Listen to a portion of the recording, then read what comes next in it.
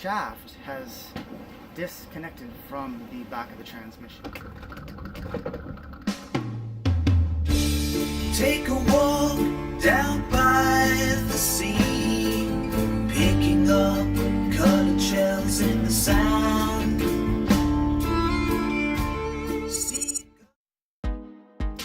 Well, good morning. Left Charleston about 5 this morning, or 5:30. First thing that happened was there was 2 huge ships right in the channel. The harbor was kind of really dark looking out towards the sea, and I could not see them at first. They radioed me and said, hey, we're going to do a port to port. So that was fine. Yeah, so we got lined up there, but wow, as soon as I got out there was this huge ship hailing me. Yeah, I swung over, straightened out, and got onto the starboard side of the channel. My tay's off to Tampa to visit her aunt. She took the bus last night, one of those 12-hour trips, 2 bus changes, so yeah, she should be there by now. Yeah, other than that, the weather seems to be good. Maybe 2 feet waves and not a lot of wind. So it seems like it's going to be a comfortable ride, and the temperature is good, so I'm happy with that. It's not like the last solo I did where we were down to, I think it was 5 Celsius. So this one's going to be a lot more comfortable. Well, guess what? The unthinkable has happened. I've stopped the engine and just to see how fast the sailboat would be going, and then try to put it in gear again, and it would not go forward. It was strange. Like I thought, oh, there's a problem with the transmission. So I went down below. Shaft has disconnected from the back of the transmission, and it's freewheeling. I'm not taking on any water, but it's freewheeling out the back of the boat. So I am a long way away from Jacksonville, Florida. I am sailing. I'm doing about 5.5, 6 knots. I guess that's what I'm going to do, is just sail and try and make it to the Sea Boy, see how the winds are there. I can maybe try and sail up the channel, or Boat US can just come out and pick me up at the Sea Boy and pull me in for repairs. I decided to jury rig a brake for the shaft. It was overheating. I'm probably going to mount that rubber piece back there, which provides the cooling, and of course the engine's not running. I don't want that thing overheating, burning, and then potential leak. So yeah, the slide here seems to be holding. We're doing about 7 knots, so hopefully that stops that from spinning. I'll have to keep checking it because I don't want that thing to slip. I could smell it. It was the shaft was extremely hot. I could not touch it, and I could smell the rubber burning.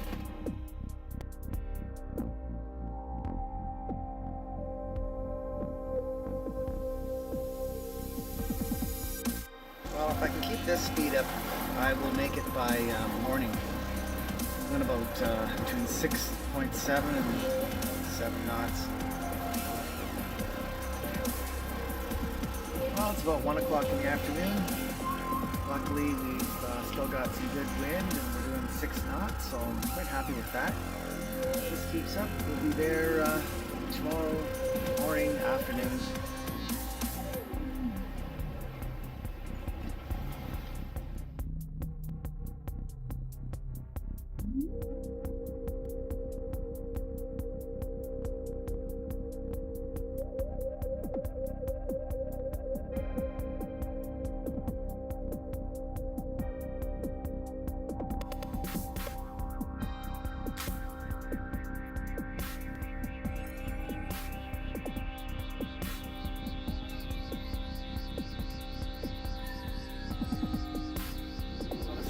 Down.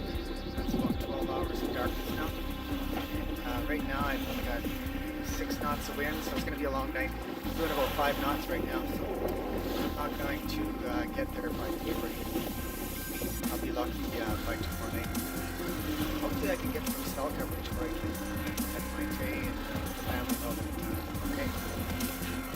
I'm about 33 miles offshore, and I believe it's supposed to get really cool again tonight, unfortunately, so I just closed up the enclosure, and yeah, I'll probably end up putting some more sweaters and another pair of sweatpants or something on to keep me warm. And I have my trusty hat, so yeah, gloves probably. Well, it's about 11 o'clock and the wind just came up, so we were doing about 7.5 knots, which is just perfect. Thankfully, because I was getting a little worried. We were doing about 2 knots and we were getting nowhere, and there's a lot of these military towers around, and the current you basically don't really have much control. So yeah, thankfully we've got some wind and we can steer around these towers. Well, the sun's starting to come up now. I had a bit of a stressful night. The winds actually got pretty strong, like up to 18 knots, and so I'm on a run right now.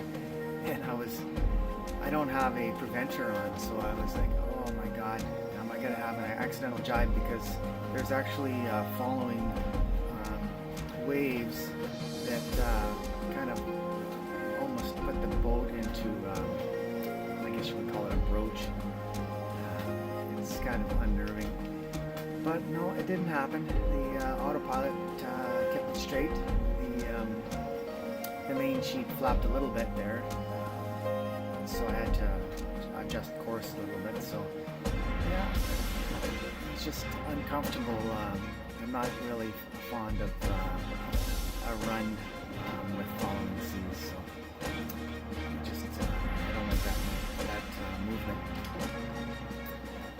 And what else is going on here? Oh yeah, my wind indicator broke. For whatever reason, I'll see if I can get that fixed. So I couldn't really tell. I'd have to shine a flashlight up to see where the apparent wind was. So I don't know what true wind or apparent wind speed is at the moment right now.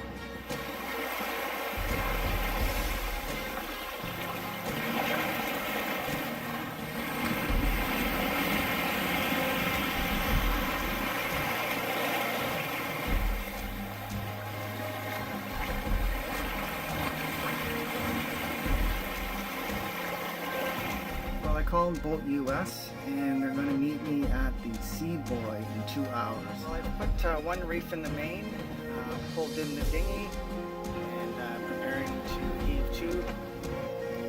Really getting to this Sea Boy too early. Boat US said they won't be at the Sea Boy until 11 a.m., so it's 9:30 now, so I really need to slow down. The drift rate is 0.7 knots as per my chart plotter, so I think if I stay out north of the Sea Boy, maybe just to get a safe side, 3 miles, that would probably be a good bet. And then Boat US can come and rescue. Well, we got Boat US towing us into the Jacksonville Inlet.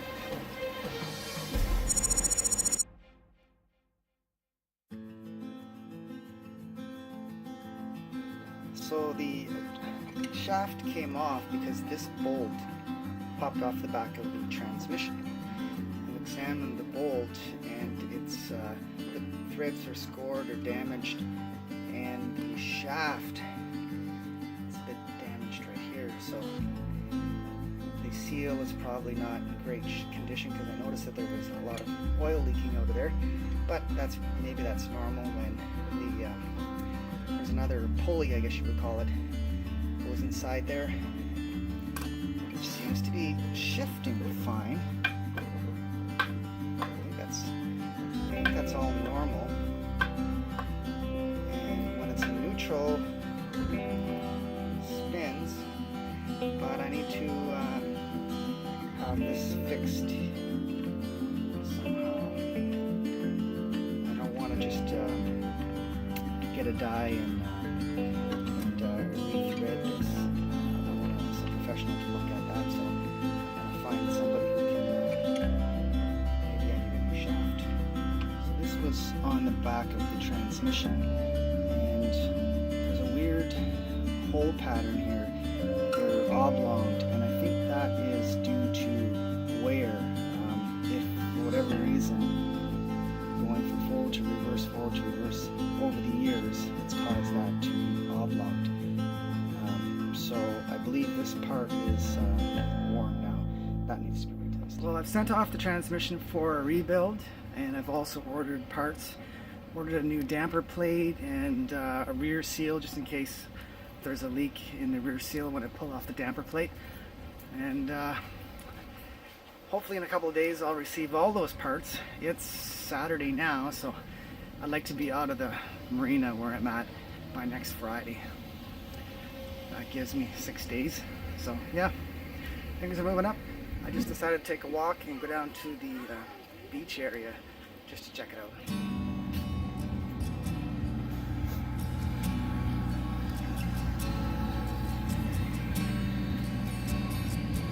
Nice.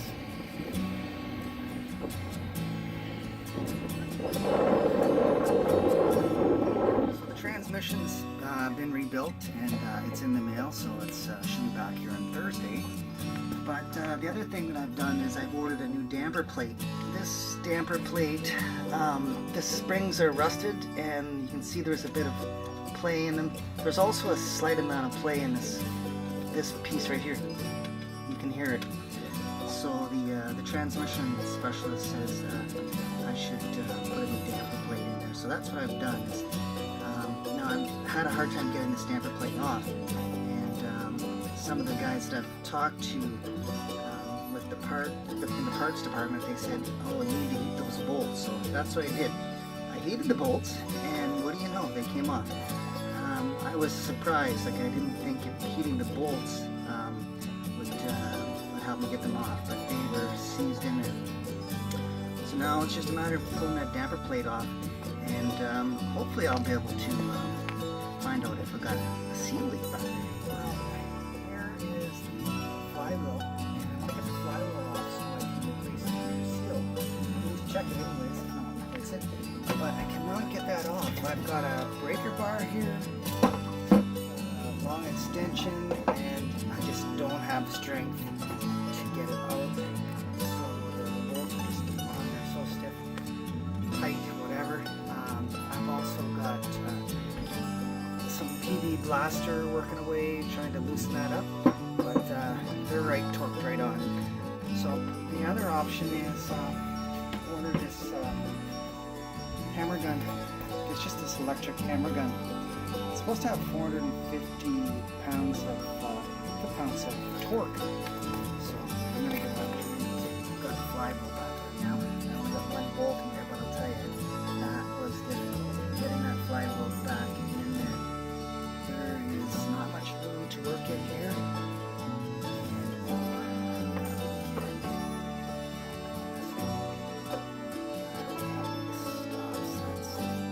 That's a critical piece right there. Just because I had the shaft pushed back. I had to push it back a little bit more so I can work in there, but oh my goodness, that thing is heavy. I don't know, maybe 50, 60 pounds. And to lift it into place and to line it up, there's a pilot hole to get it lined up in there. Oh, it was strenuous. Anyways, I'm happy to get that back up, but I'm a little concerned about that leak. Hopefully that seals up. Alright, so now I got my new damper plate, got the transmission rebuilt, so today we're going to install that. Well, the transmission's back in. The only step left is to put those 4 bolts in to couple the shaft with the transmission. However, the shaft and transmission are slightly out of alignment. So basically you have to use a feeler gauge and shift the engine either to the right or left or up or down to align it with the shaft. So it's a critical adjustment. Otherwise, you're going to end up with vibration and potentially ruin the transmission, the seals, and apparently even bend the shaft. So I needed to figure that out. So on this particular boat, has these bolts here that you can adjust the engine up or down. I believe I'm okay up or down. However, there is a gap right here, so I need to move the engine over that way, and I'm not sure how much, but I marked where it is now, and I'm going to try to loosen this bolt, and I think this is where the adjustment is, right here in these bolts here. This one is going to stay like it is because it's just a hole. There's no side adjustment there, but there you can see where there's a groove there where I can, if I just loosen that off, I think I can kind of pry the engine to the starboard side of the boat, and hopefully that gives me the right clearance. So the alignment's complete. All I need to do now is just swap out some of the bolts. I've got 4 new bolts. The old bolts were actually Imperial bolts, and I need bolts with 10mm diameter, so I've got the new bolts. I'm going to put that in and then clean up the bilge, or this little compartment underneath the transmission shaft. It's full of water and grease. Take a walk down by